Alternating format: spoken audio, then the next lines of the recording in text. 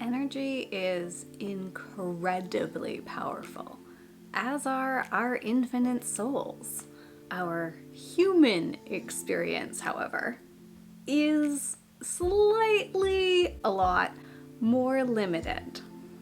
One of the things that I find infinitely fascinating about this energy and spiritual work is that our spirit teams are only going to communicate with us and share with us and show us what our humanness is able to receive.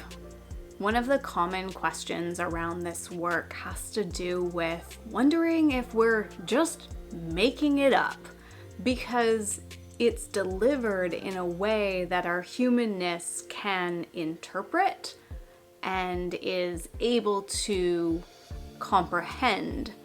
So with that, the question is, well, am I just making this up? And to be honest, we really just have to trust that what is coming through is deeper and has more meaning to it than what the human capacity can interpret and relay. And I know that I have definitely questioned my abilities to receive messages and to communicate those messages and to be a guide and facilitate those messages for other people, because what I receive often feels very human. Which, if we're being honest, is exactly what makes these messages so important and so impactful and so powerful. They're delivered in a way that our humanness doesn't get scared of. They're delivered in a way that our humanness can grasp. They're linear and comprehensible, and they're not so far out there that the human brain disconnects, shuts off, closes down, and isn't willing to even entertain the idea that we are infinite, energetic souls. Now, don't get me wrong, there are definitely teachers who are relaying concepts that are far more complex than what I share here.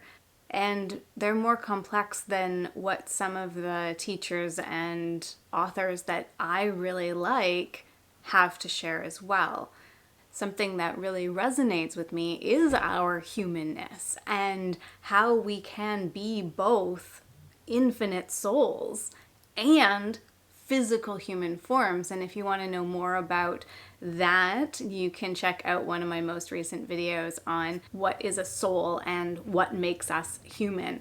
So again, some of the authors and teachers that I really like, they do a really good job of communicating to our humanness these spiritual, esoteric concepts. And at the same time, I recognize that what they are communicating is limited so that it can be received by a certain demographic and a certain group of humans who need to experience this work from a place that their humanness, their human brain can handle. As an example, Ainsley MacLeod, in his work about Old Souls, the Old Souls Guidebook and the instruction, he talks about these soul ages and these soul levels. And all in all, it essentially wraps up to be about 120 human lifetimes. Now, when I first read that, I was like, oh no. There are so many more lifetimes than that. Whether those lifetimes be human or other, whether they be happening in a linear fashion or whether they be happening simultaneously in multiple different timelines and in multiple different experiences and realities and locations. But the human brain, his guides recognized that the human brain needed that information to be structured. So they created the levels and the levels within the levels, and that structural element was able to be disseminated by and explained through our human understanding of a linear timeline. Even in Michael Newton's work, Journey of Souls and Destiny of Souls, when he's speaking about, or I guess really when his clients are speaking about their soul experiences in the spirit world, they're recognizing structures and systems and other energies as they are in the human space. Even in that super conscious hypnotic state, those subjects are still recognizing with their humanness what those experiences are versus the energy forms, because energy isn't so confined that we can pinpoint it and we can speak about it. Our language, not just our brains, our language doesn't encompass what we would need in order to speak about what that energy experience is. Even the Akashic records, which the concept in and of itself of this infinite library, this infinite holding place where we can enter into and see and find out every single past lifetime, current lifetime, future lifetime, simultaneous lifetime, decisions, interactions, experiences, purposes, all of that, in my experience and in many readers' experiences, is a library. A pretty Western library, if you ask me. And it has a librarian, and it has a key and doors, and it has a structure and a location that is very human, because the concept of it is so vast that in order for us to even glean a tiny portion of what can be kept in the records, we need our human mind to be able to feel somewhat comfortable with the location, with the access point, which is why there is a prayer that people use to enter into it. Because when we feel like we've done something, that makes our brain feel like, okay, now I can step into this place, instead of just trusting it willy-nilly. It's like, oh, I've done this thing and now I can access this. When in reality, our soul is there. Our soul recognizes that space. The energy is one in the same. But our spirit team, our guides, the Akashic records, the council who I like to work with, all of those energies are only going to present to us what our humanness can handle. So if you're practicing this work and you're like, why does this all seem so human? There's no way it can't be this human. It's because they're working with us in our limited human capacity in order to provide us with this information in the way that we will accept and in the way that we can understand, so that we can continue to do this work and we can continue to do this soul growth and soul evolution.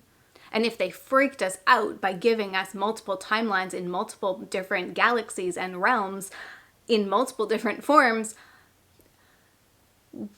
our brains might shut down.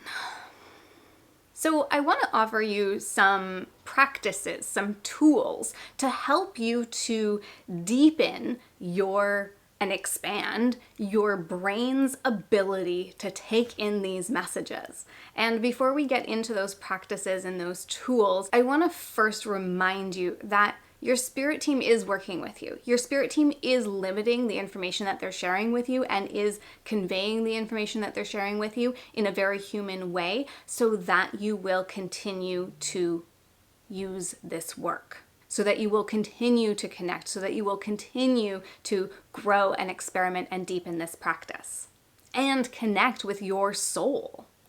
And just because these messages are coming through in a very human way, it does in no way, shape, or form diminish the impact and the energy that they are sharing with you. They're just presenting it in a way that your limited human mind can take and can move forward with. And so here are some of those practices that you can start to develop and cultivate to expand your comprehension and your willingness to receive these more abstract messages. So the first one is super simple. Practice daydreaming. I used to daydream as a child all the time. I would come up with worlds and I wouldn't be able to sleep, and I would play around with different concepts and different storylines in my childhood. And then, like everyone else, life gets the better of us. We need to learn how to sleep, and that ability to daydream starts to slip away. So indulge your imagination. Allow your mind to wander with positive potential what ifs. And that's actually a practice that I use in my coaching as well, is really thinking about not the negative, like, hey, what could go wrong, but the what could go right. What if all these things were possible? What if we really are this energetic, infinite soul who has lived for millennia in multiple different formats? What if we are here for a reason? All those really fun what ifs. Play with them, indulge in them.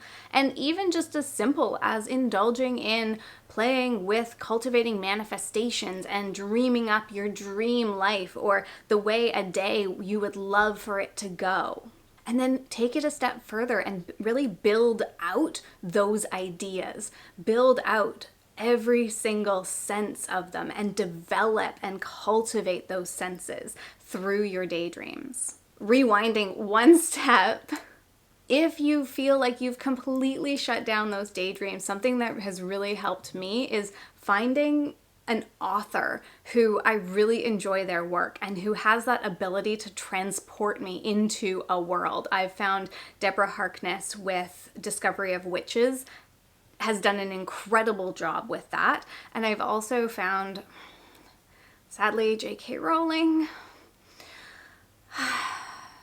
but Harry Potter has also been a really great tool to deepen and develop the imagination. Let me know down in the comments what other authors or what other stories or what other books have really brought you into a whole new landscape and world that you really enjoy and that the author has really built out for you. The next step here is to cultivate a meditation practice. Surprise!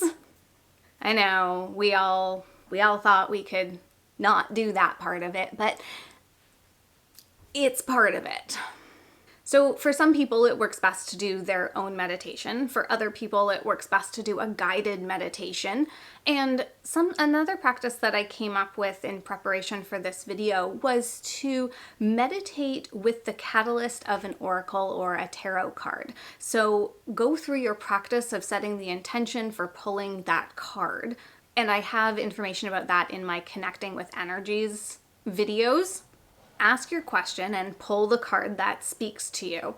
And then before you take a look at the companion book, look at the card and begin to settle into your meditation with that card, with the energy of the question that you brought to the reading, with the energy of the card that you're looking at in front of you. Allow your eyes to soften, allow your breath to settle, and allow your mind to start to wander into that experience of the message of the card. And use that as part of your meditation practice. Circling back to that question at the beginning of the video, how do I know I'm not making this up? It's about building trust in the messages that you're receiving. You can ask your spirit team to give you signals, you can notice angel numbers, you can just start to practice suspending judgment and suspending the questioning of it. Once you know that you have connected with the light and with the spirits that are here for your highest and greatest good, again, that information in the energy video is going to be linked down in the description box below. But once you've set that intention for who you're connecting with and what energy you're interacting with, allow yourself to suspend questioning, suspend judgment. Allow your mind to just let go hang out dormant, take a little breather, a little Z's, and allow yourself to receive whatever it is that's coming through. And finally, this fourth practice is to expand your concept of reality. So ask yourself those big philosophical questions. What if your soul is truly infinite? What if your soul is fragmented and living multiple lifetimes simultaneously? What if you and your mother were previously partners in another experience? What is beyond the scope of the universe? What's past that beyond the scope of the universe? That was one of my favorite questions as a child. I was like, well, if the universe is infinite, then like what's infinite? Like, what even is infinite? I still love that question. Even just connecting with your energy and experiencing what it is that your energy is telling you in any given situation. What are other versions of you experiencing at this moment? How about extraterrestrials and galactic entities? What happens when we die? Where does our soul go? And even pondering the capabilities of ancient human,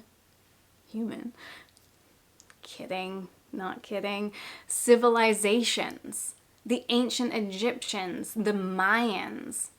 What about how they were able to achieve what they achieved and know what they knew before Western knowledge came into play?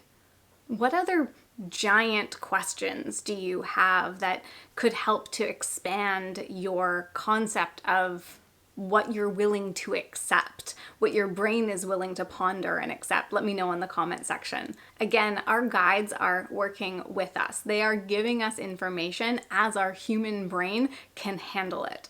And so the information they give us is going to meet us where our humanness is at. Trust the messages that you're receiving, provided that they are from the highest energy and they are for the highest and greatest good of all involved. Play into possibility and creativity. Grow and expand your willingness to receive more abstract concepts and images and messages. And take what comes. If you enjoyed this video, I would love for you to give it a thumbs up, click on that subscribe button and the notification bell so you know every time I post a new video. Also, share this content out with people who you think might benefit from it. You can always tag me on Instagram at @thesimplyca. If you want your own individualized reading, you can find the information in the description box for how to book a reading. And I will see you in the next video, and I have linked a couple just in case you're interested in one of these.